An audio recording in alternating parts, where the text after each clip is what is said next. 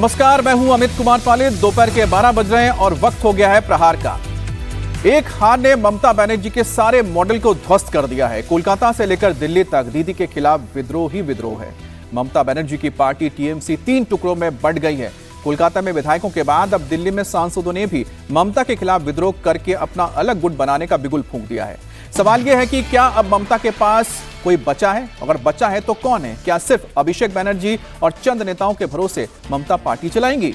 इस बीच ममता गुट के सांसदों ने टीएमसी के बागी गुट पर बड़ा हमला किया है। थोड़ी देर पहले कल्याण बनर्जी और कीर्ति आजाद ने प्रेस कॉन्फ्रेंस करके बागी सांसदों को गद्दार कहा। कल्याण बनर्जी और कीर्ति आजाद ने बागी सांसदों को चैलेंज दिया है कि अगर उनमें हिम्मत है तो टीएमसी से इस्तीफा दें, बीजेपी के टिकट पर चुनाव लड़कर दिखाएं। कल्याण बनर्जी ने कहा कि जिन लोगों ने बगावत की है और भूपेंद्र यादव के घर पर जो गए हैं, उन सांसदों की नेता अब ममता नहीं बल्कि नरेंद्र मोदी हैं। कल्याण बनर्जी ने काकोली घोष के उस दावे पर भी सवाल उठाया जिसमें उन्होंने कहा है कि टीएमसी के 20 सांसदों ने लोकसभा स्पीकर को चिट्ठी सौंपी है। कल्याण बनर्जी ने पूछा कि 24 घंटे के बाद भी वो चिट्ठी अब तक सामने क्यों नहीं आई। दावा किया गया है कि लोकसभा स्पीकर के ऑफिस को इस तरह का कोई लेटर नहीं मिला है। वहीं कीर्ति आजाद ने कहा है कि काकोली घोष और उनके साथ बगावत में शामिल सांसदों ने जिस थाली में खाया उसी में छेद किया है। अगर उन्हें ममता बनर्जी से इतनी ही दिक्कत थी तो चुनाव से पहले क्यों नहीं आवाज उठाई? इन गद्दारों से मैं जानना चाहता हूं कि तुम्हें तकलीफ हो रही थी तो तुमने इलेक्शन के बाद ये तकलीफ क्यों जाहिर की? इलेक्शन के पहले करना चाहिए था। और इलेक्शन के बाद अनेकों आरोप लगाए सुखेंदु शेखर ने और रिजाइन कर दिया। उसका आरोप लगा, सही है गलत है वो तो अलग बात हो गया, लेकिन कम से कम उसने एक पॉलिटिकल एथिक्स दिखाया कि वह जिस पार्टी में था, जिस सिंबल के साथ राज्यसभा में एमपी था, उसकी समस्या थी, उसने रिजाइन कर दिया। तुम्हारे में भी अगर पॉलिटिकल एथिक्स है तो तुम भी रिजाइन कर दो उसकी तरह और आ जाओ बीजेपी के टिकट पर लड़ने के लिए। एक स्वतः स्पष्ट है जो कॉन्स्टिट्यूशन का 10वां नंबर उन्होंने बताया है और इसकी रूलिंग भी है कोर्ट में कि एनडीए एक गठजोड़ है, पार्टी नहीं है। पहली बात तो आपने बताया नहीं कि आपके नंबर कितने हैं, 2/3 हुए या नहीं हुए, नहीं तो आप अभी तक निकाल दिया होता। क्या चिट्ठी आपने स्पीकर को दिया वो बता दिया होता, वो सब चीजें मालूम नहीं। यदि मैं एक मान लूं, आपके झूठ को सच भी मान लूं कि आपके पास 20 है, 21 है, 22 है, तो आपको तो विलय करना पड़ेगा, आपको मर्ज करना पड़ेगा बीजेपी के अंदर। तो क्या बीजेपी के अंदर मर्ज करोगे और आपका वो कार्यकर्ता जो खून पसीना एक करता रहा, कुछ पहली बार बने, कुछ तीसरी बार बने, बहुत सारे एमपी तो चौथी बार बने हैं, क्या उन कार्यकर्ता को जब बीजेपी के गुंडे मारेंगे तो तुम उनके साथ बैठकर उनका समर्थन करोगे? उन कर्मियों को तुम मार दे खाते हुए देखोगे? इस प्रकार की गद्दारी, जिस थाली में खाया उसी में छेद, तो कम से कम कुछ शर्म करो। बीजेपी में जाना है तो बोलो, तुम तो वैसे ही भूपेंद्र यादव के यहां थे। और ममता कैंप हमलावर है तो टीएमसी के बागी भी फुल अटैकिंग मोड में है। थोड़ी देर में टीएमसी के बागी सांसदों की भी बैठक होने वाली है। हालांकि इन बागी सांसदों ने साफ कर दिया है कि उन्हें अभी लोकसभा स्पीकर से मिलने का वक्त नहीं मिला है। कल टीएमसी के बागी सांसदों ने दावा किया था कि उनके पास 20 सांसदों का समर्थन है। काकोली घोष दस्तीदार ने कहा था कि स्पीकर को भेजने के लिए लिखी गई चिट्ठी पर 20 सांसदों के हस्ताक्षर हैं। हालांकि बाकी सांसदों में एक शताब्दी राय थोड़ी देर पहले एयरपोर्ट के लिए निकल चुकी हैं। और हमारे साथ संवाददाता शोएब रजा जुड़ गए हैं। शोएब, आपकी जो बातचीत हुई होगी इस दौरान कीर्ति आजाद से या फिर कल्याण बनर्जी से, क्या उनके पास कोई नंबर है कि कितने लोग उनके साथ हैं? वो ये तो दावा करते हैं कि जो नंबर बताया जा रहा है काकोली घोष की ओर से वो सही नहीं है। देखिए अमित, कल्याण बनर्जी की और कीर्ति आजाद की चूंकि प्रेस कॉन्फ्रेंस हुई और कल्याण बनर्जी की तरफ से ये बात कही गई कि 20, 21, 22, 23 जितने भी उनके पास नंबर है वो दिखाए और जो लेटर है उसको सार्वजनिक करे। तो ये बात सही है कि जो ममता बनर्जी का जो गुट है, जो टीएमसी है, वो ये मान रही है कि नंबर उनके पास है। हालांकि अभी ये कन्फ्यूजन ज़रूर बना हुआ है कि वो नंबर 17-18 है या 19-20 है, 21-22 है, उसको लेकर कन्फ्यूजन अभी बरकरार है कल से ही, क्योंकि काकोली जो घोष है वो लगातार ये दावा कर रही है कि उनके पास नंबर है। और आज यहाँ से जो भी बातें कही गई कल्याण बनर्जी और कीर्ति आज़ाद की तरफ से, वो गुस्से में थे, नाराज़ थे। जाहिर सी बात है कि सबसे वो ये कह रहे थे सब लोग गद्दार है, इन्होंने जिस थाली में खाया उसी में छेद किया, ये तमाम बातें उनकी तरफ से कही जा रही है। और वो ये भी सवाल पूछ रहे हैं कि अब अगर उनके पास लेटर है, दस्तखत किया हुआ, तो वो भी सार्वजनिक कर दिया जाए ताकि पता चल सके कौन कौन साथ है और कौन खिलाफ है। जो सवाल आपने किया कि इन लोगों के कितने सांसद साथ है, उसके बारे में ये भी बताने को तैयार नहीं है, लेकिन जो मोटी चीज़ें नज़र आती है उसमें यही है, चाहे वो हम अभिषेक बनर्जी की बात करते हैं, कल्याण बनर्जी की बात करते हैं, कीर्ति आज़ाद की बात करते हैं, या फिर महुआ मित्रा की बात करते हैं, शाइनी की बात करते हैं, तो ये चंद जो सांसद है या सुष्मिता देव की बात करते हैं, ये जो कुछ आपको नज़र आएंगे चेहरे, यही 6, 7, 8 चेहरे आपको दिखाई देंगे कि वो यहाँ खड़े हुए दिखाई देते हैं। बाकी को लेकर कल हमने देखा कि 10-12 सांसद खुलकर सामने आ गए। यूसुफ पठान, वही तस्वीर हम दिखा रहे हैं शोएब। इस वक्त अगर बात की जाए नंबर्स की तो ये तो पूरा आंकड़ों का खेल है, और जो आंकड़े इस वक्त ममता दीदी के कैंप में है वो हो या फिर जो काकोली के साथ है उनकी तस्वीरें हम दिखा रहे हैं, तो उस हिसाब से भी देखा जाए, उस लिहाज से देखा जाए तो अभी तो पलड़ा काकोली का ही भारी लग रहा है, क्योंकि अगर वो दावा कर रहे हैं 20 का, तो कम से कम 12-14 के जो फिगर्स हैं, यानी कि जो नेता हैं या सांसद है, उनके साथ साफ नजर आ रहे हैं। ममता बनर्जी की पार्टी में बगावत का दौर खत्म नहीं हो रहा, और बड़ी खबर है कि टीएमसी के एक और मुस्लिम सांसद बीजेपी के संपर्क में। टीएमसी के राज्यसभा सांसद नदीमुल हक की बीजेपी से बात हो रही है। कल टीएमसी के 2 सांसद सुखेंदु शेखर राय और कोयल मलिक ने पार्टी से इस्तीफा दिया था, और अब नदीमुल हक भी उसी तरफ जाते दिखाई दे रहे हैं। अब टीएमसी छोड़ने पर पूर्व सांसद सुखेंदु शेखर राय ने कहा है कि किसी के दबाव में यह फैसला नहीं लिया है। बहुत दिनों से मैं सोच रहा था कि मैं इस पार्टी को कब छोड़ूं और कैसे छोड़ूं। अचानक नहीं है, ये बरसों से मेरे मन में ये भावना पैदा हुई, बरसों पहले, क्योंकि मैं एक सीनियर पॉलिटिशियन हूँ। मैंने जिंदगी का 69 साल मैंने राजनीति में बीत चुका। तो जब देखा कि इतना करप्शन शुरू हो गया पार्टी में, चाहे वो टीचर्स अपॉइंटमेंट में हो, कोयला, रेत, गाय cattle smuggling, coal smuggling, sand smuggling, so everywhere it was going on unabated, चल रहा था, बरसों से चल रहा था। तो हमारे मीटिंग वगैरह होता था, लेकिन कोई मीटिंग में कभी भी किसी से हम लोगों को कुछ बोलने का कोई इजाजत नहीं था।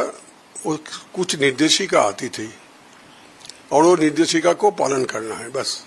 इसके अलावा कोई मीटिंग बोल के जो होता है एक पार्टी में कि सिचुएशन का असेसमेंट होना चाहिए और उसके आधार पर कदम उठाना चाहिए, ऐसा कोई मीटिंग कभी भी मैंने नहीं देखा। मैं कुछ कमेटियों में था। तो एक तो भ्रष्टाचार सभी जगह, दूसरा ये महिलाओं के ऊपर अत्याचार, जबकि आरजी कर तो बाद में हुआ, शुरू से हुआ, पार्कशीट से शुरू हुआ। और उधर काकोली घोष ने कहा है कि 20 सांसदों ने ममता से अलग होकर एनडीए को समर्थन देने का फैसला कर लिया है और सदन में अलग बैठने की मांग भी की गई है। डॉक्टर काकोली घोष हमारे साथ हैं। मैम, जो कहा जा रहा है कि 20 एमपीज का समर्थन जो है वो आपके पास है, लेकिन ये भी दूसरे खेमे द्वारा क्लेम किया जा रहा है कि उतने सांसद आपके पास नहीं है। इस क्लेम पर आप क्या कहेंगे? चिट्ठी में 20 लोगों ने हस्ताक्षर किया है, 20 लोगों साथ थे। जो कह रहे हैं वो वहाँ नहीं थे, इसलिए जो फजूल की बातें को मैं जवाब नहीं दूंगी। मैम, आगे की रणनीति क्या होगी? Kakoli ma'am, just 2 more questions. Ma'am, आगे की रणनीति क्या होगी? कब आप ये नहीं बता सकते, अभी से नहीं बता सकते, आगे चल के पता चलेगा। नया दल बनाएंगे? नहीं, पता नहीं। अब जिन 20 से ज्यादा सांसदों के बगावत का दावा किया जा रहा है, उनमें से 18 के नाम सामने भी आए हैं, जिसमें देव अधिकारी हैं, जून मालिया है, अरूप चक्रवर्ती है, जगदीश बासुनिया है, अबू तायर है, खलीलुर रहमान है, शताब्दी राय है, असित माल है, काकोली घोष दस्तीदार है जो नेतृत्व कर रही हैं, प्रसून बैनर्जी, कालीपद सोरेन, शर्मिला सरकार, बापी हालदार, मिताली बाग, प्रतिमा मंडल, रचना बंदोपाध्याय, यूसुफ पठान, पार्थ भौमिक। वहीं 3 सांसद ऐसे हैं जिन्होंने अभी तक कोई फैसला नहीं लिया है, जिसमें नाम आ रहा है सुदीप बंदोपाध्याय, माला राय और शत्रुघ्न सिन्हा का। वहीं कीर्ति आजाद, महुआ मोइत्रा, कल्याण बनर्जी, शाइनी घोष, सौगत राय ये वो सांसद हैं जिन्हें बागी गुट अपने साथ शामिल करने पर आपत्ति जता रहा है।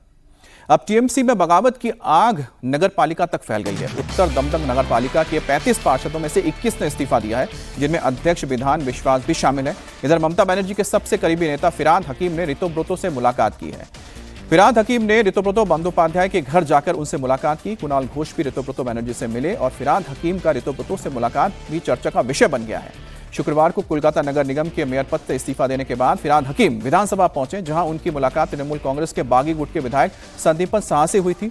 उसके बाद फिरहाद हकीम से बातचीत होने के बाद संदीपन साहा अपने साथ लेकर उन्हें लीडर ऑफ अपोजिशन ऋतुब्रतो के पास गए। मेरे साथ फिरहाद हकीम का पर्सनल रिलेशन बहुत पुराना। मैं जिस साल हायर सेकेंडरी एग्जामिनेशन दिया उस साल से ही, कॉलेज का फर्स्ट ईयर 1998, तब से ही फिरहाद हकीम के साथ मेरा जान पहचान है और लंबा रिलेशन है। तो फिरहाद हकीम जो कलकत्ता का मेयर हुआ करते थे, स्टेट गवर्नमेंट में इंपॉर्टेंट मिनिस्टर हुआ करते थे, एमएलए है, फिरहाद हकीम आए थे तो लंबा समय बबीता से बात हुआ। तो क्या बातचीत हुआ अभी मैं आपको बोलूंगा नहीं, मगर बहुत लंबा समय हम लोग थे, बात हुआ, देखते जाइए। पार्टी तो यही होना था, यही हुआ है, यही होने वाले हैं। ये पार्टी सभी जानते थे पावर में जिस दिन नहीं रहेगी उसी दिन टूट जाएगी। तो टूट गया, टूटेगा।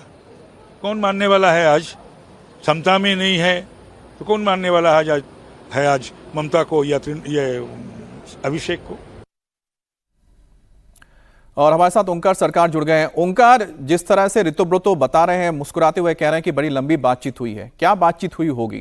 क्यों आखिरकार फिरहाद हकीम मुलाकात करने पहुंचे हैं ऋतुब्रतो से? देखिए, विधानसभा में कल दोपहर को फिरहाद हकीम पहुंचे, उसके बाद संदीपन साहा से उनका मुलाकात हुआ।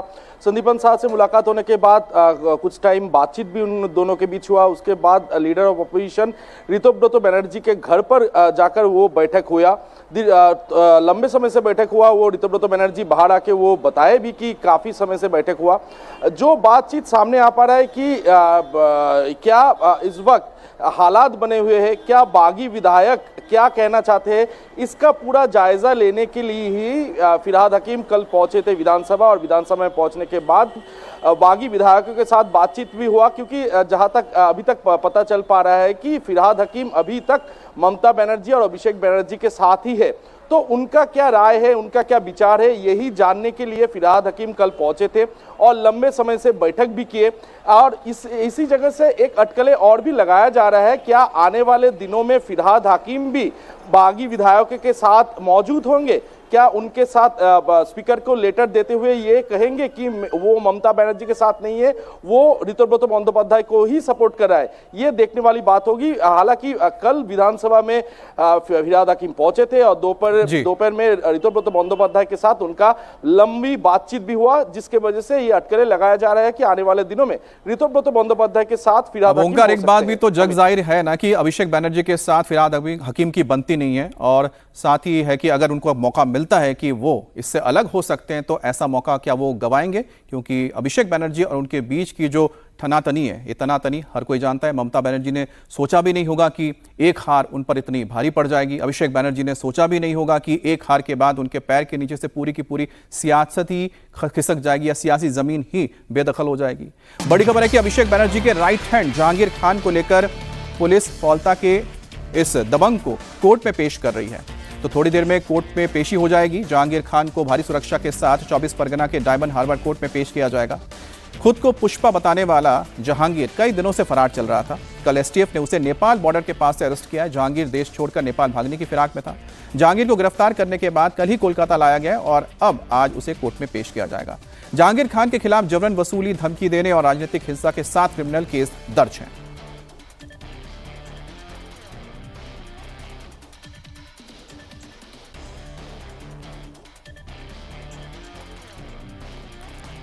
जहांगीर खान अभिषेक के डायमंड हार्बर मॉडल का स्ट्रॉन्ग मैन था। चुनाव में बूथ कैप्चरिंग, वोटर्स को धमकाना, ये उसका पहला और खास काम है। लेकिन अब उसका डर खत्म हो चुका है। जहांगीर कानून के शिकंजे में है और अब पब्लिक फौलता में उसके ऑफिस में तोड़फोड़ करती हुई दिखाई दी। कल जैसे ये लोगों को पता चला कि जहांगीर खान गिरफ्तार हो चुका है, फौलता में उसके ऑफिस में लोगों ने धावा बोल दिया, गेट तोड़ कर अंदर पहुंच गए और तोड़फोड़ की। हमारे साथ ओंकार जुड़ गए। ओंकार, अगर जहांगीर जैसा कि वो गिरफ्त में आ चुका है और वो जब जेल जाएगा तो ये कितना बड़ा झटका है अभिषेक बैनर्जी के लिए, उनकी सियासत के लिए? जी देखिए, अभिषेक बंदोपाध्याय का राइट हैंड माने जाता था ये जहांगीर खान, जो कि अभिषेक बंदोपाध्याय के लिए काम करता था। और जैसे कि उनके खिलाफ आरोप है, लगातार वो बूथ कैप्चरिंग, बूथ में तमाम छेड़छाड़ करना ईवीएम के साथ, ऐसे तमाम जो आरोप उनके खिलाफ है। उसके साथ साथ जबरन वसूली के आरोप भी उनके खिलाफ है। उसके अलावा अलग अलग समय पे लोगों को धमकाना, डराना, ऐसे भी आरोप उनके ऊपर लगातार लगते हुए आ रहा है। तो जैसे कि रीपोलिंग के दिन से पहले ही वो फरार था। कल उन्हें नेपाल बॉर्डर से गिरफ्तार कर लिया गया और आज उन्हें कोर्ट में पेश भी किया गया है। और कुछ ही देर में उन्हें उनका जो केस है वो केस भी सुनवाई शुरू होगा। तो इस जगह से जो डायमंड हार्बर मॉडल अभिषेक बंदोपाध्याय बताते थे, उसको काफी ज्यादा झटका लगा है, क्योंकि इस जगह के राइट हैंड माने जाने वाले जहांगीर खान, जो कि तृणमूल कांग्रेस के अभिषेक बंदोपाध्याय, जो कि सेकंड इन कमांड है, उनके राइट हैंड है। तो कहीं ना कहीं ये जो डायमंड हार्बर, जैसे कि 7 लाख से अधिक वोटों से अभिषेक बंदोपाध्याय इस जगह से जीते हुए थे, तो ये काफी तृणमूल कांग्रेस को झटका लगा है। और जैसे कि इस बार साउथ 24 परगना में भी अच्छा रिजल्ट तृणमूल कांग्रेस की तरफ से नहीं हुआ है, तो ये कहीं ना कहीं तृणमूल कांग्रेस के लिए एक बड़ा झटका है। और काफी दिनों से वो फरार चल रहे थे। बंगाल एसटीएफ और बंगाल पुलिस के जो टीम है, वो टीम कल उन्हें गिरफ्तार कर लिया है। जाहिर सी बात है कि बड़ा झटका है। पहले शौकत मोल्ला, जो अभिषेक बैनर्जी के बहुत करीबी हैं, वो गिरफ्तार हो गए और अब जाके जहांगीर खान भी गिरफ्तार हो गया। तो इस तरह सब कह सकते हैं कि दक्षिण 24 परगना में अभिषेक बैनर्जी का जो डायमंड हार्बर मॉडल था, उसके जो 2 स्तंभ थे, उसको पुलिस ने पकड़ लिया है, ढा दिया है। अब बात करेंगे बिहार की। बिहार में मध्य प्रदेश की बात करते हैं, बिहार के बारे में आगे बात करेंगे। मध्य प्रदेश की जहां राज्यसभा चुनाव को लेकर लड़ाई काफी दिलचस्प होती हुई नजर आ रही है। बीजेपी के तीसरे कैंडिडेट को मैदान में उतारने के बाद कांग्रेस कैंप की टेंशन बढ़ रही है। कांग्रेस को क्रॉस वोटिंग का डर सताने लगा है और उसके लिए कांग्रेस अपने विधायकों की बाड़ेबंदी की तैयारी में जुट गई है। बताया जा रहा है कि कांग्रेस शासित राज्य भी विधायकों को अब अलग भेजने की कोशिश कर रहा है, यानी कि दूसरे राज्य में। मध्य प्रदेश के कांग्रेस विधायक कर्नाटक या फिर तेलंगाना शिफ्ट हो सकते हैं, जहां कांग्रेस की सरकार है। बीजेपी के 2 और कांग्रेस के 1 कैंडिडेट की जीत तय मानी जा रही है। लेकिन बीजेपी ने जैसे ही तीसरा कैंडिडेट महेश केवट को उम्मीदवार बनाया, एमपी के राज्यसभा चुनाव का मुकाबला और इंटरेस्टिंग हो गया, दिलचस्प हो गया, क्योंकि बीजेपी की तरफ से तीनों कैंडिडेट की जीत का दावा किया जा रहा है। ऐसे में कांग्रेस खेमे में हलचल है क्रॉस वोटिंग को लेकर। और इस वक्त तस्वीरों में हमारे साथ रिसोर्ट पॉलिटिक्स के लिए जाते हुए विधायक सुरेश राजे दिखाई दे रहे हैं। सामान साथ में आपको दिखाई दे रहा है। सुरेश भाई, कहाँ जा रहे हैं? जहां पार्टी का निर्देश हो। बेंगलुरु तो है, हम भी साथ जो भी है, मेरे को ये जानकारी नहीं है, लेकिन जा रहे हैं, सब साथ जा रहे हैं। तो वजह क्या है जाने की? नहीं, वजह तो साफ दिख रही है कि भाजपा ने जिस अंदाज में तीसरा कैंडिडेट दिया है और जो उनके पास संख्या बल नहीं है, वोटर नहीं है, उसके बाद जो तीसरा कैंडिडेट खड़ा किया है, तो कहीं ना कहीं मनसा जाहिर होती है कि कुछ मामला गड़बड़ है। तमाम जो लोग हैं वो इस वक्त जा रहे हैं। सर, तैयारी हो गई? बिल्कुल। बेंगलोर का मौसम कैसा है? अरे ये तो नेता बताएंगे कहाँ ले जा रहे हैं। अभी कोई फिक्स नहीं किया है कहाँ ले जा रहे हैं। अभी कोई फिक्स नहीं किया। जरूरत क्यों पड़ रही है जाने की? ये तो देखो, कांग्रेस हाईकमान जो निर्णय लेता है, हम लोग सिपाही हैं कांग्रेस के, हम उस निर्णय को पूरा कर रहे हैं। हमारे साथ गोहद से विधायक हैं केशव जी। सर, तैयारी हो गई? बेंगलुरु का मौसम कैसा है? नहीं, बेंगलुरु नहीं जा रहे हम। तो कहाँ जा रहे हैं? अरे कहीं दर्शन करने जा रहे हैं, पचमढ़ी चले जा, कहीं जा रहे हैं। पचमढ़ी? अच्छा, पचमढ़ी सारे विधायक एक के साथ एक, जो आपके बचे हुए 64 विधायक हैं, वो सारे नहीं अलग अलग जा रहे हैं। कहाँ जा रहे हैं? ये तो अभी नहीं है, सब कोई बाहर नहीं जा रहा है। अच्छा, मतलब कोई ऐसा नहीं, डर नहीं है? कोई डर नहीं, कोई डर नहीं। अच्छा, सब घूमने के लिए? भाई अपन घूमने के लिए, जब तक चुनाव 18 तारीख नहीं होना है तब तक कहीं नहीं जा रहे सब। हाँ, सब तक घूमना है। सब घूमेंगे डेली। आएंगे। कौन से मंदिर जा रहे हो केशव भाई? अरे पचमढ़ी जा रहे हो। तो कहाँ जा रहे हो? भगवान के दर्शन करने। दर्शन करने? अच्छा, भगवान की बस उम्मीद बची है क्या? आपको लग रहा है कि ले जाएंगे बीजेपी पूरे? नहीं, कांग्रेस उस दल के नेता हैं हम लोग। हाँ। जिस दल के लोगों ने देश की आजादी की लड़ाई लड़ी है। हाँ। ये भारतीय जनता पार्टी के लोगों ने आजादी नहीं लड़ी है। हाँ। कांग्रेस का एक एक विधायक ईमानदारी से उस गरीब बहन के साथ है। एक तरफ तो फिर जाने की जरूरत क्या पड़ रही है कांग्रेस के विधायकों को? करेंगे क्या यहाँ? रहना है तो घूम ही आए, कहीं दर्शन करें। मतलब आपको डाउट तो है कि कांग्रेस के विधायक टूट जाएंगे? कोई कहीं कुछ नहीं है, कोई स्वेच्छा से जा रहा है। बेंगलोर नहीं जा रहे? बेंगलोर भी जाएंगे, अगर हमारे सब लोग विधायक जाएंगे तो हम भी जाएंगे। अभी कहाँ जा रहे हो? अभी तो हम प्रतिपक्ष नेता जी के घर जा रहे हैं। लोटस लग रहा है फिर से दोहराया जाएगा 2020 तक? कुछ नहीं होगा, कुछ नहीं होगा। तो ये थे हमारे साथ दिनेश गुर्जर जी। और लाइन से अगर आप देखें तो तमाम जो विधायक है, हाँ, और ये तमाम जो हैं इस वक्त आपको विधायक हैं, ये विधायक विश्राम गृह में जाते हुए दिखाई दे रहे हैं। और साफ तौर पर जो रिसोर्ट पॉलिटिक्स है इस वक्त अपने फाइनल चरम पर है। किसी को ये मालूम नहीं है दरअसल कि बेंगलुरु ले जाया जा रहा है या हैदराबाद, लेकिन समझा जा सकता है एक बड़ा जो है सिनेरियो यहाँ पर दिखाई दे। अब ये जो खलबली मची है, क्यों मची है, वो भी आपको हम बता देते हैं। दरअसल मध्य प्रदेश में 3 सीटों पर राज्यसभा के चुनाव होने हैं, जिसमें से जो विधायकों की संख्या है उसके लिहाज से देखा जाए तो बीजेपी के 2 जो उम्मीदवार हैं उनका तय है चुना जाना।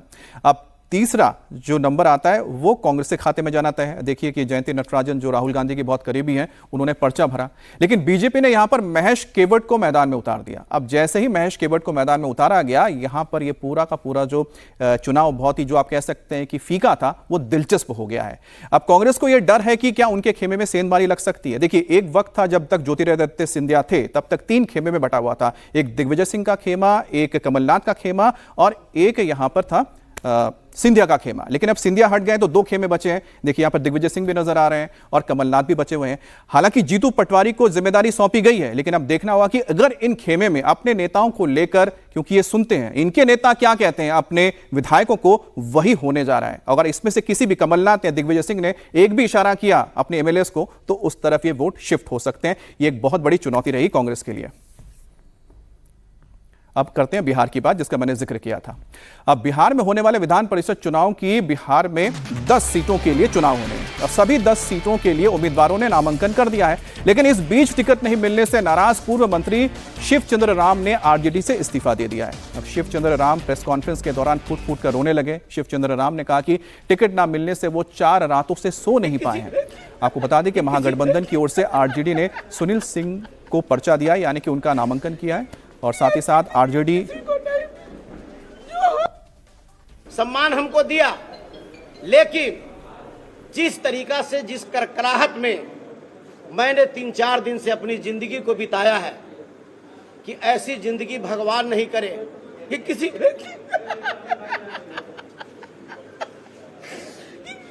ऐसी जिंदगी किसी को नहीं जो